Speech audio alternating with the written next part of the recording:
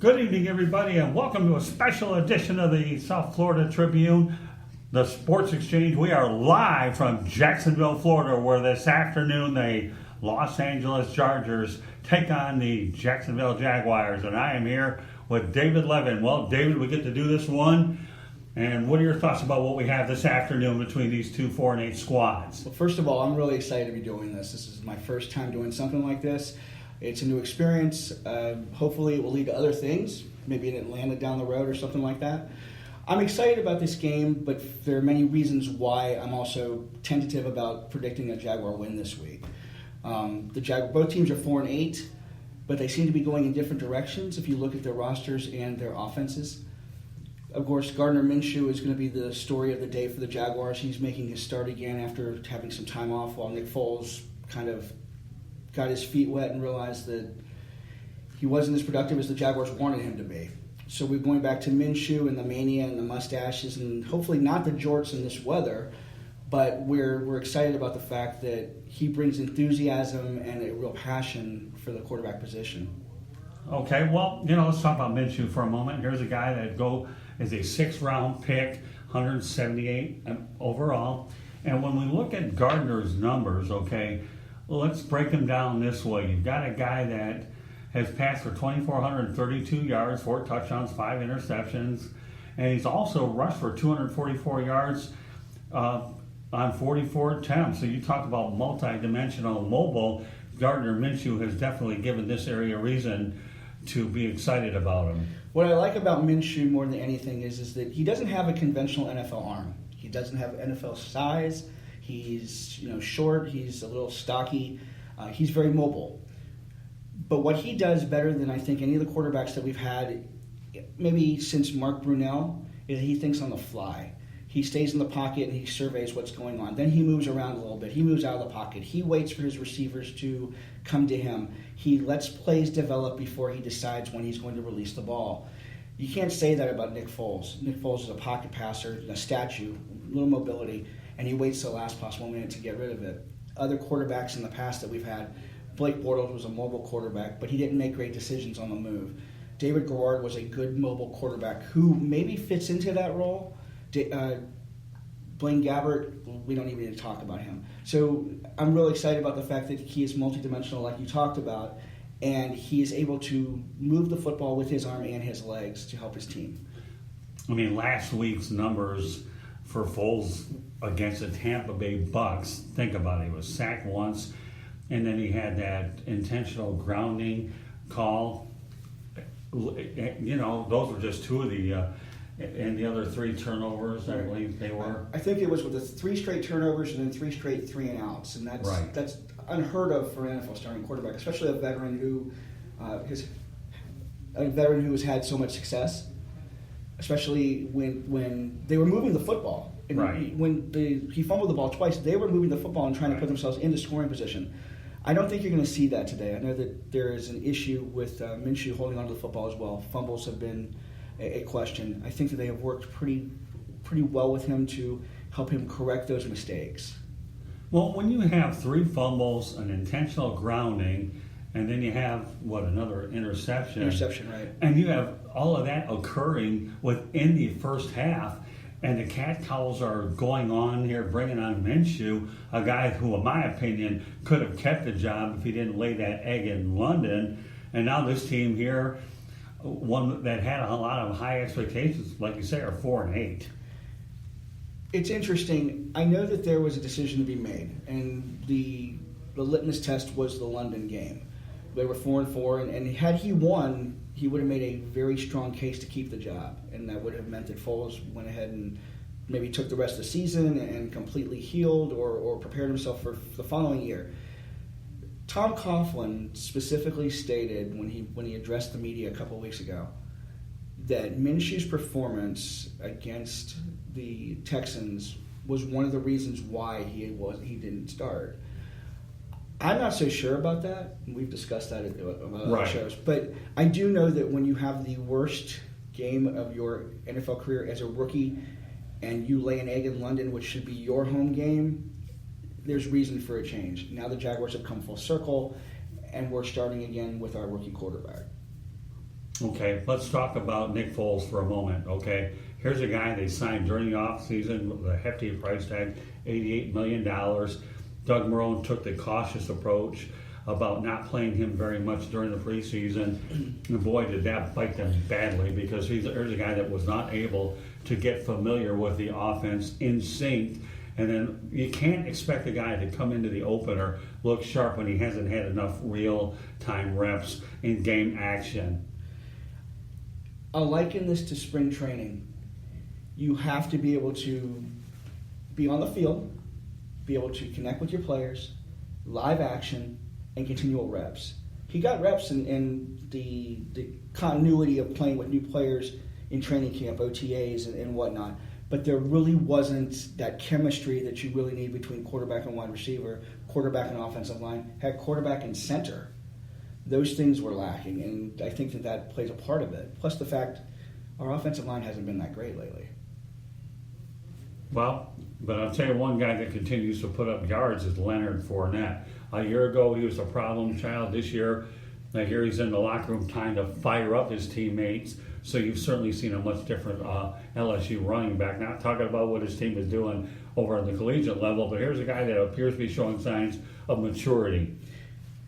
It's funny, if you had told me at the beginning of the season that we would be talking about Leonard Fournette as a possible team MVP and not talking about another player who's playing for another team who shall remain nameless, I would have kind of laughed.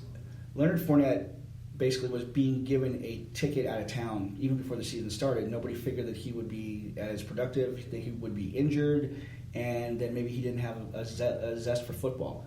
It's completely different. I don't know what happened between conversations with him in the front office, but he went to Wyoming and he got in shape and he bettered himself and he dropped 15 pounds and he came back a lighter, quicker player. And then the light went on again. He changed some of his off-season habits, maybe changed some connections he had. He's become a more mature man, if you will, and that's translated to wanting everything to work for this team. Even though we are at 4-8, he still is trying to churn out yards. He's 11 yards away from 1,000 yards today, which is quite an accomplishment for a gentleman who barely got 450 yards last year. I suspect that kind of performance moving forward, where he still has a chance to get to 12 or 1,300 yards this year, is going to influence how the Jaguars handle his fifth-year option, and how they go ahead and possibly negotiate a new contract. I've seen a lot of running backs over the years. What separates great from greatness is the ability to be multidimensional. When we talk about a guy here, that's one thing about running the football, but his ability to catch the football out of the backfield for screens or whatever Leonard Fournette, to me, is one of the more complete backs that I've seen when his head is on right. Funny thing is that when they drafted him, it wasn't perceived that he was going to be a player who caught the football out of the backfield. He didn't do a lot of that at LSU. He did a lot in practice. But this year he's become a true complete back. When you talk about complete running backs in the NFL, you talk about Christian McCaffrey, Kamara from New Orleans, other running names escape me. But he's also their third down back. He's second on the team in receptions. He's on pace to catch close to 80 footballs. He's running effectively between the tackles, not through the middle of the line. He's just a completely different person. He gives John DeFilippo, the offensive coordinator, a really nice alternative. We have speed on the outside. We have a bowling ball, if you will, catching the football out of the backfield, because he just runs over players. John DeFilippo, you just brought him up. I know a year ago they made a change at offensive coordinator. How would you describe the job that John DeFilippo has done this year? Can I answer that in two parts? Sure. Okay. When they made the change after the 11th week in the season, and they let Nate go, there wasn't much the offense could do. They were stuck in neutral, lots of injuries, and they weren't going anywhere. Part of it was Fournette wasn't carrying the ball well either. They brought in DeFilippo, who has come up with a balance. And granted, it's centered around Nick Foles, and the reason why they brought him here is because, let's just be honest, he and Nick Foles have a chemistry for Philadelphia. But if you're looking at what he does with this offense, is he gets everybody involved. His glaring weakness is he doesn't have a tight end, which we have the worst tight end group in the NFL. I truly believe that. But he's come up with a scheme, as he said, Leonard Fournette's going to get as many opportunities to carry the football or touch the football as he wants, and that has remained the focal point. Even if we have Nick Foles in the lineup, the offense still centers around the running back and the running game, so it establishes the passing game. It's a unique concept. The Jaguars before were a run-first offense. I don't know if we can say that now. I know that when Tom Coughlin came in and Doug Marrone was made the permanent head coach, the idea was that we're going to run over you. It's smash-mouth football because we had a quarterback that we only wanted to be a game manager.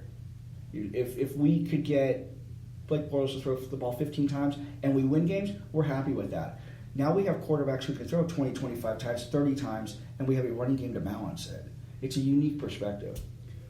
Let's talk about DJ Chark, another LSU alumnus, paired with Leonard Fournette. You got two Tigers, and they're good ones. What are your thoughts about the contribution that DJ Chark has done? A guy that I don't think a lot of people saw at the beginning of the year as a factor, but boy, he certainly turned some heads, hasn't he, David? DJ Chark may be the biggest surprise on this roster, and in a good way. When he was drafted last year, we knew they were going to take a wide receiver in the second round. There was we were talking about how they had to get a wide receiver. But here he comes in. He has developed. He's night and day from year one to year two. The first year he's playing special teams. He's learning the system. I think he catches 14 passes, and he's become a gunner on special teams, which is a good thing. And then he misses 5 weeks because of an injury as he's starting to progress. That hurt his education, if you will. This year he seems like he's a little bit bigger. He is running better routes, and he's catching everything into his body in training camp. And it's something that everybody that was there, that was watching him, noticed. He's catching the ball. He's running the routes. It's crisp. He gets his hands on the ball. It's a better technique. There's something about him that is just better. He's 6'4". He's 199 pounds. He runs a sub 440. He is a threat in the end zone. He is a threat on third down. He's a threat over the middle. He is everything the Jaguars wanted.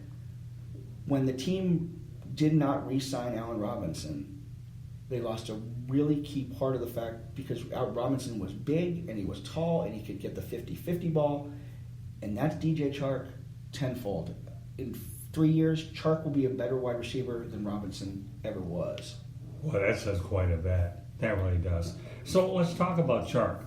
You have Nick Foles, a long, deep threat, versus you have Gardner Minshew, the guy that throws more shorter passes, more mobile.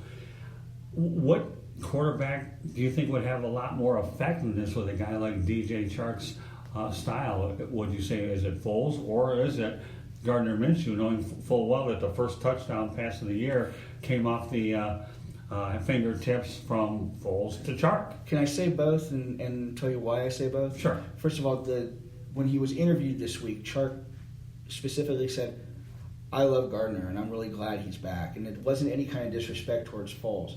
There's a chemistry between those two that developed because of the injury. You know, we talk about players going out and then other players stepping up and developing. That chemistry between wide receiver and quarterback is so important. DJ Chark's going to catch footballs from anybody, and Nick Foles throws a really nice pass. We saw the dime. We were sitting here right in the corner of the end zone right before he got injured. Right. And, I mean, Gardner Minshew can't make that throw. Nick Foles can. I think that there's a different dynamic. Nick Foles looks for DJ Chark to make the impossible catch look easy. Gardner Minshew moves around to give DJ Chark a chance to make a catch in open traffic. So you're telling me that with Nick Foles, he's looking at Nick Chark. It's good. I like well, that. hey, that's a good one. We didn't make that up. Nick Foles looking for DJ Chark as a home run threat.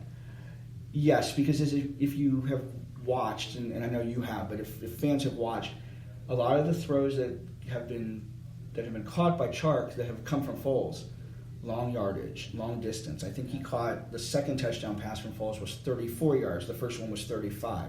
He caught one over the middle. Foles is trying to put the football in a smaller window downfield farther and hoping that his bigger wide receiver is going to outman a 5'11", 6-foot defensive